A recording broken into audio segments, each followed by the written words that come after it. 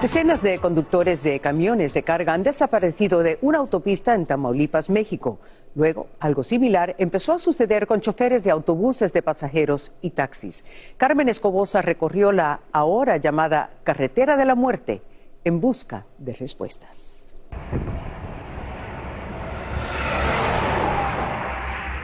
Esta es la carretera 85 que corre entre Nuevo Laredo, Tamaulipas y Monterrey, Nuevo León, en México. Son poco más de 200 kilómetros y a lo largo se transporta mercancía de todo tipo y también pasajeros. Algunos conductores de esos vehículos han desaparecido misteriosamente. Muchas compañías transportistas ni siquiera presentan una denuncia, mucho menos comparten con las autoridades posibles evidencias como videos de vigilancia.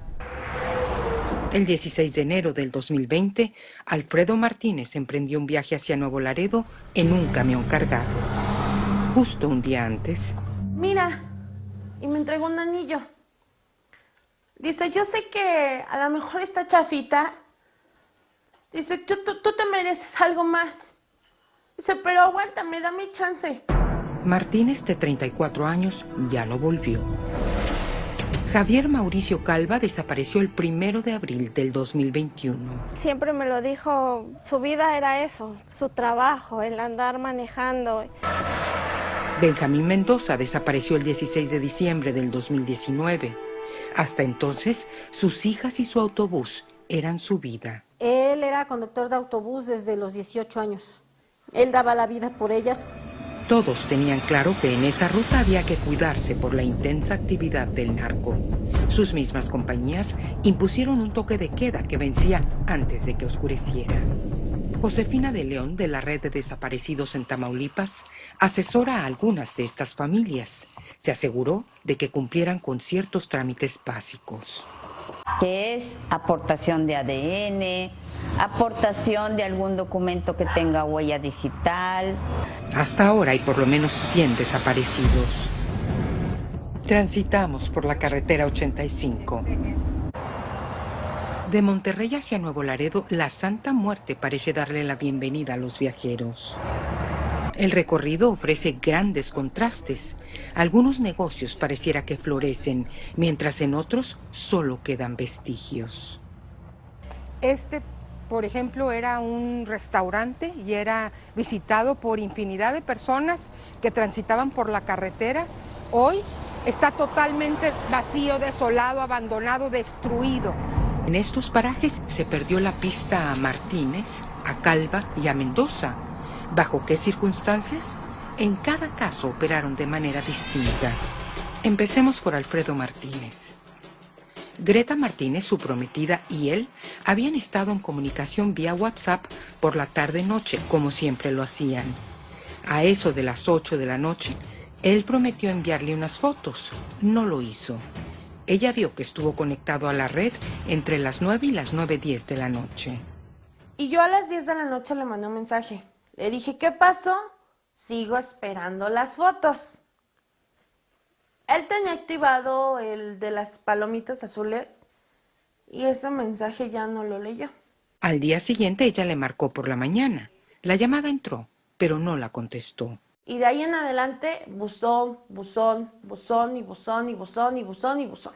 Pasadas las 3 de la tarde, la compañía donde trabajaba Martínez le marcó. Nos preocupa porque no nos contesta el teléfono y el tráiler está afuera de una gasolinera. Yo dije, ¿qué pasó? La desaparición de Mauricio Javier Calva fue así. El jueves en la noche fue cuando perdimos comunicación. Su esposa, Alma Cruz, se refiere al 16 de diciembre del 2019. Intentó infructuosamente contactarlo. Llamó a la empresa y nada. Insistió hasta que al tercer día otros transportistas se comunicaron con ella. Que se lo habían llevado del patio, dentro del patio de la empresa. Que había llegado una camioneta y se lo habían llevado. Nos comparte que el tráiler quedó intacto en el patio de la empresa. Pues era su segunda casa, como él lo decía. Estaba muy equipado con televisión, incluso hasta Xbox traía. En el caso de Benjamín Mendoza, de 37 años, el día de su desaparición forzada, conducía un autobús de pasajeros. todos originarios de la República del Congo. Debía llevarlos a la frontera, pues habían recibido sus documentos migratorios. 10 para las 3 yo le envié un mensaje preguntándole que cómo iba y me envió su ubicación. Ya había pasado a Monterrey. Ella llevó a sus hijas a la escuela a eso de las 8 y al regresar le marcó. Le envió un mensaje que cómo había llegado. Lo vieron en el WhatsApp, parece que abrieron el WhatsApp, lo vieron, pero no me lo contestó. A las 9 de la mañana le vuelvo a enviar otro mensaje, ese ya no le llegó. Luego le llega la noticia de que un autobús de la misma compañía había sido abandonado por el chofer con todo y pasajeros. No estaba ni mi esposo Benjamín, ni su compañero Ignacio, y ni la señora que había contratado el viaje. Meses después, cuando tuvo acceso a las declaraciones de los pasajeros, supo la verdad. Llegan 4 camionetas, personas armadas, los empiezan a interrogar, los suben al autobús y a mi esposo, a su compañero y a la señora los golpean, les tapan sus caras y se los llevan. Estas mujeres han pasado por un verdadero viacrucis en la búsqueda de sus seres queridos. Ellas no se conocen personalmente, pero gracias a esta página de internet y al grupo de WhatsApp que tienen, Bien, todo bien. ya son familia. El grupo empezó con 4 fotos y actualmente llevo más de 34 fotos de operadores que han desaparecido en Laredo. La maestra de León hace un análisis de cada caso para luego... ¿Y nosotros qué hacemos?